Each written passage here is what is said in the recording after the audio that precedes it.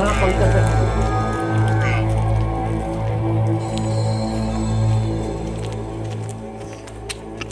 मैं दूसरे नंबर से फोन करती हूँ, ये वाला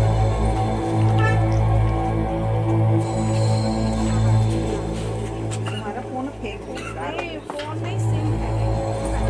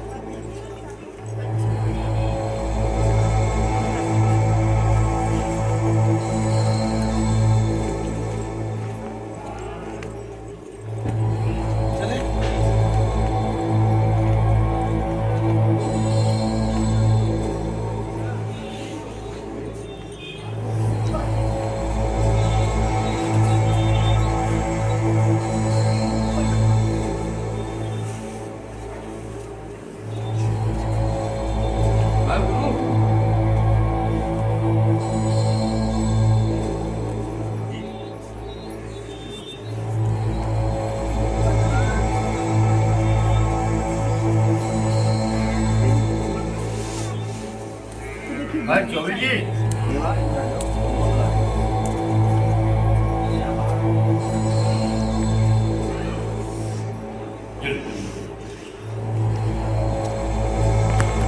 शंकर भगवान की जय।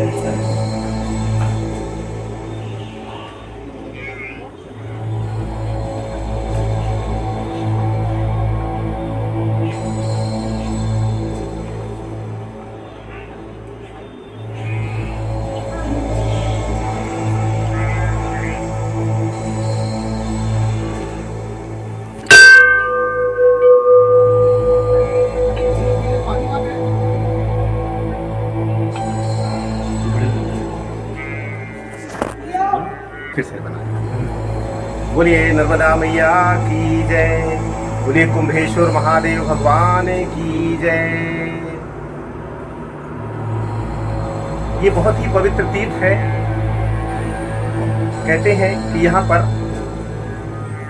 जब भगवान श्री राम त्रेता युग में रावण को मारकर 14 करोड़ ब्रह्म राक्षस मारे गए थे उस समय। यहाँ प्रायश्चित स्वरूप तप करने के लिए श्री नर्मदा के पापनाशक दक्षिण तट पर आकर श्री राम जी ने तप किया। लक्ष्मण जी ने उनकी आज्ञा से श्री नर्मदा का स्नान करते हुए श्री राम की सेवा की। तब वह निवास करते हुए श्री राम और लक्ष्मण ने सत्य और तप के प्रभाव से नर्मदा के तट पर 2 शिवलिंगों को स्थापित किया। वहां मुनियों ने सब तीर्थों को घड़े में रखा हुआ जल डाला। वह एकत्र स्थित होकर शिवलिंग कला कुंभ हुआ। वहीं कुंभेश्वर नाम से प्रसिद्ध होकर सब देव वृंद से पूजित हुआ। यहाँ मां नर्मदा स्नान और शिवलिंग दर्शन से मनुष्य को सब तीर्थों का फल मिलता है। बोलिए नर्मदा मैया की जय। तो दोस्तों ये थी कुंभेश्वर महादेव के पीछे की धार्मिक कथा कि यहाँ पर क्यों ये स्थापित किए गए थे। ये शिवलिंग जो है और भगवान आप देख रहे हैं भगवान श्री रामचंद्र भगवान और लक्ष्मण जी भगवान एक ही पिंडी में पूरे नर्मदा तट पर केवल एक ही स्थान है अच्छा। जहाँ एक पिंडी में 2 शिवलिंग विराजमान है। अच्छा, ये श्री राम के द्वारा स्थापित ये किए श्री गए राम भगवान के द्वारा स्थापित है और लक्ष्मण जी और रामचंद्र जी के द्वारा ये दोनों शिवलिंग एक साथ स्थापित है। और यहाँ समस्त तीर्थों का जल एकत्र हुआ था। अच्छा, यहाँ पर स्नान करने से कुंभेश्वर है, इसीलिए इनको कुंभेश्वर कुंभेश्वर। और साथ में गणपति देव भी बैठे हुए हैं। यहाँ हनुमान जी ने तपस्या की। अच्छा, जब त्रेता युग में जब भगवान श्री राम लंका विजय के बाद अयोध्या जी गए। अयोध्या के बाद उन्होंने राजपाट संभाला।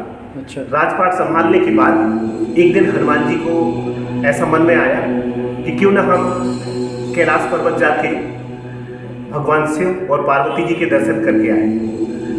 जब वो पार्वती जी के दर्शन के लिए और शिव जी के दर्शन के लिए गए तो वहाँ नंदीश्वर भगवान ने उनको रोक लिया कि आप वहाँ नहीं जा सकते, आप क्योंकि आप पाप युक्त हो गए हैं। क्योंकि आपने इतने ब्रह्म राक्षसों को आपने मारा है, इसलिए आपको ब्रह्म हत्या लग गई, इसलिए आप भगवान शिव के दर्शन नहीं कर सकते। उन्होंने कहा इसका उपाय बताएं। अंदर से भगवान शिव ने उनकी आवाज़ सुनी, उनका तेज अंदर से जब सुना तो भगवान शिव आए। उन्होंने कहा कि आप एक काम कीजिए, अंदर के लिए आप पाप मुक्त होने के लिए आपको नर्मदा तक जाना पड़ेगा, वहाँ आपको तपस्या करना पड़ेगा।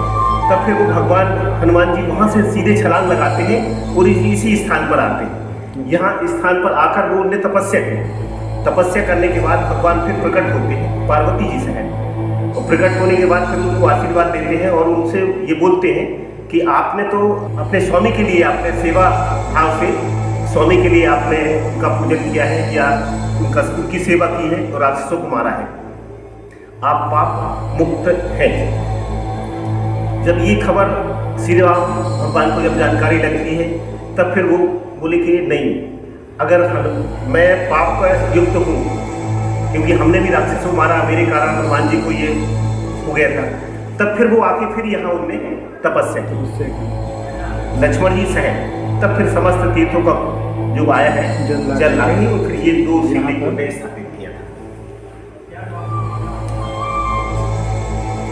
तो ये थी यहाँ पर दोनों शिवलिंगों के पीछे की कहानी और कथा की। ये 2 शिवलिंग क्यों स्थापित किए गए थे बोल भी दिए हैं। तो मित्रों, ये जानते हैं कि हम सभी जानते हैं कि नर्मदा तट जो है वो सिद्धों की भूमि है। सभी सिद्ध वहाँ पर हैं, भूमियाँ जो घाट हैं, कुंड हैं, सभी सिद्ध घाट माने जाते हैं। तो जानते हैं कि ये वाले घाट के पीछे की कथा क्या है। इस घाट के और मंदिर के पीछे की कहानी को जानते हैं कि धार्मिक कथा के पीछे क्या रहस्य है। तो आप हमें बताइए कि इसके पीछे क्या रहस्य है। देखिए, सबसे पहले हम नर्मदा जी की बात करें तो नर्मदा जी जो है पूर्व से पश्चिम की ओर बहती है। उनका जो प्रभाव क्षेत्र है बहने का वो पूर्व से पश्चिम की ओर है। लेकिन इतनी जगह में आप देखेंगे कि यहाँ एक नील पर्वत है, वहाँ से वो पूरा 90 डिग्री के एंगल पे उड़ गई है। मतलब यहाँ जो है उत्तर वाहिनी क्षेत्र कहलाता है। तो एक संत महात्मा जी के ही सानिध्य में सुना था, उन्होंने हमको बताया था कि जहाँ माँ उत्तर वाहिनी हुई तो वहाँ नर्मदा गंगा, मतलब गंगा का भी स्वरूप इसे बोल सकते हैं। इसलिए यहाँ पे एक गया कुंड के नाम से भी कुंड है, जहाँ पे कहते हैं कि अर्थियाँ विसर्जन करने से सारी चीज़ें विलीन हो जाती है, मोक्ष मिल जाता है। अधिकतर पानी में तैरता है, लेकिन वहाँ गया कुंड में फूल भी विलीन हो जाता है। दूसरा ये कि भगवान राम लक्ष्मण जब रावण का वध किए थे तो उनको ब्रह्म हत्या लगी थी। तो हनुमान जी उस समय स्वतंत्र हुए, उन्हें लगा कि शिव के दर्शन के लिए कैलाश जाना है। सबसे पहले हनुमान जी कैलाश पहुँचे तो नंदी ने मना कर दिया, द्वारपाल नंदी रहते हैं। फिर हनुमान जी ने पूछा कि ऐसा मैंने कौन सा अपराध कर दिया जो सदाशिव के दर्शन नहीं कर पा रहा। तब नंदी उनको ज्ञात कराया कि आपने रावण कुल का संहार किया है, तब अतः आपको ब्रह्म हत्या लगी है। तो फिर हनुमान जी ने निवारण पूछा। सदाशिव ने हनुमान से कहा कि हे हनुमान, मृत्यु लोक में नर्मदा, गंगा, सरस्वती, ये सारी जो नदियाँ हैं पाप को हरती हैं और तप करने से सारे पाप नष्ट होते हैं। तो हनुमान जी ने 100 वर्ष सोमनाथ तीर्थ में 100 वर्ष तपस्या करके शिव की आराधना करके एक शिवलिंग स्थापित किया जो हनुमंतेश्वर के नाम से जाना जाता है। जब वापस हनुमान जी की तपस्या पूर्ण हुई, सदाशिव के दर्शन हुए, वापस वो अयोध्या पहुँचे तो फिर राम जी ने पूछा कि हनुमान तुम कहाँ रहे? उन्होंने पूरा वृत्तांत सुनाया। तब राम जी को ज्ञात हुआ कि जब आप स्वयं रुद्रावतार होने के बाद, देव कार्य करने के बाद भी प्रायश्चित स्वरूप आपको तप करना पड़ा, तो निश्चय ही मैं भी तप करूँगा, क्योंकि मैंने तो रावण का वध किया है, जो उच्च कोटि का ब्राह्मण माना जाता है, वेदों का रचयिता माना जाता है और शिव भक्तों में सबसे ऊपर रावण है। तो भगवान राम ने ऐसी धारणा की, भगवान राम लक्ष्मण यहाँ आए, क्योंकि दोनों लंका विजय में थे।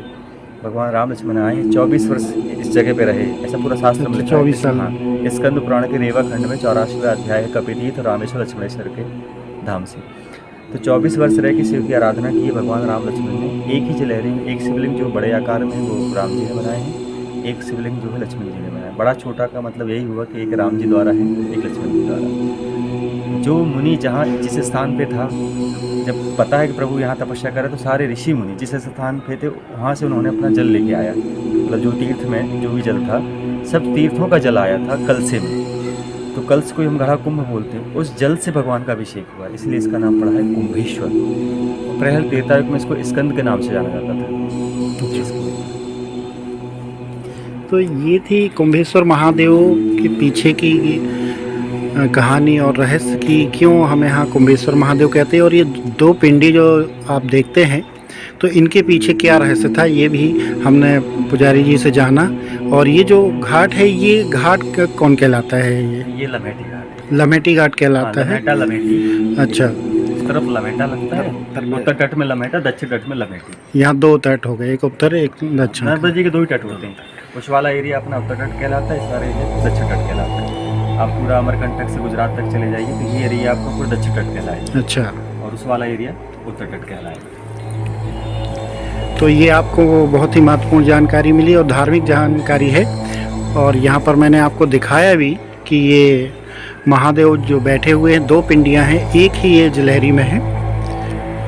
और यहाँ दर्शन का बड़ा ही पुण्य लाभ है। यहाँ राम जी के द्वारपाल भी बैठे हुए हैं और यहाँ पर नर्मदा जल चढ़ाने से भी बहुत लाभ होता है। हाँ, शास्त्र में लिखा है कि जो लोग नर्मदा जी का स्नान करते हैं, भगवान कुंभेश्वर का दर्शन करते हैं, वो सारे तीर्थों का फल पा जाते हैं। ये लिखा हुआ है, अपने से नहीं बता रहे, शास्त्र में जैसा लिखा है। आपका बहुत बहुत धन्यवाद।